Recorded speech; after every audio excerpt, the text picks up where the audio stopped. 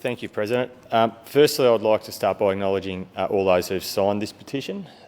This process is an important part of ensuring these Victorians' voices can be and are heard. Thank you to the Surf Club volunteers for making the beach safer and the tireless work that they do through nippers, patrols, fundraising, events, an incredibly important part of our coastal community. I want to acknowledge and thank you for all that you do. I'd also like to thank the representatives working with the community of Inverloch to address the challenges arising from coastal erosion, Ms Barth, the sponsor of this petition, and the member for Bash, Jordan Crignali, who's here at the moment, who has been very active with the local community to discuss options from here. Jordan has spoken passionately and at length with me on this issue. We know that Victorians love heading to the local beach, and around 80% of Victorians visit a beach across our state at least once a year. They're incredibly important, not just for recreation, but also for business, tourism, and they help us keep cool and healthy during the hot summer months. Keeping our beaches accessible is critical for visitors, emergency services and local businesses. Investing in and growing our 57 surf lifesaving clubs and our 43,000 volunteers is an important part of this. Many of these surf clubs are like Inverloch, built in the sand dunes overlooking our stunning coastline.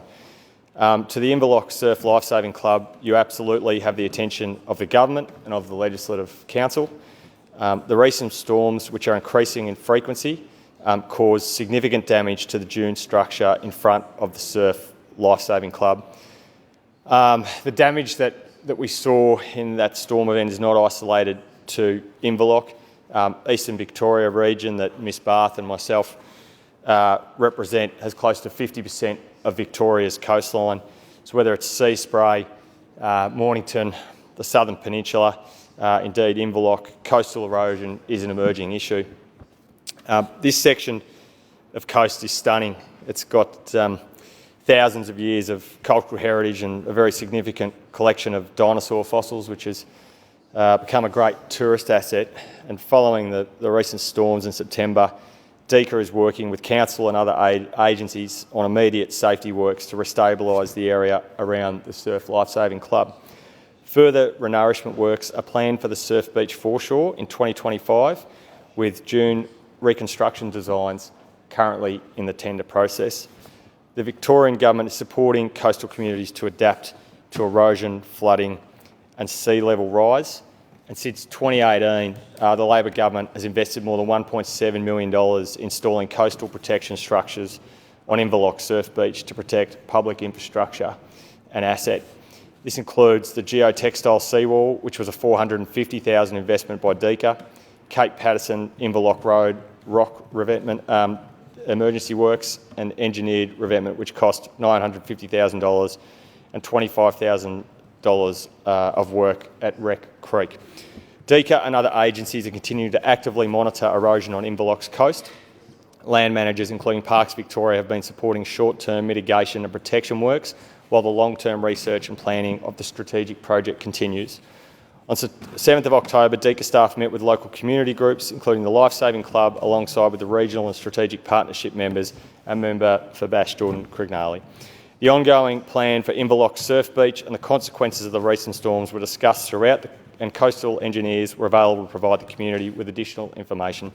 The geotextile seawall caused erosion at the end of the dune called terminal scour, which is expected with the way wave energy behaves at the end of coastal protection structures during high energy events.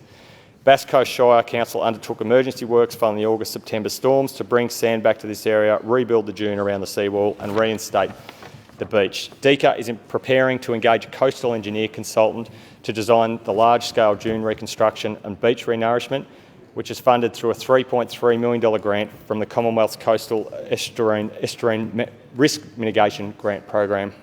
This large-scale engineered construction work, involving approximately 100 to 150,000 cubic metres of sand supporting revegetation, is intended to be undertaken in 2025.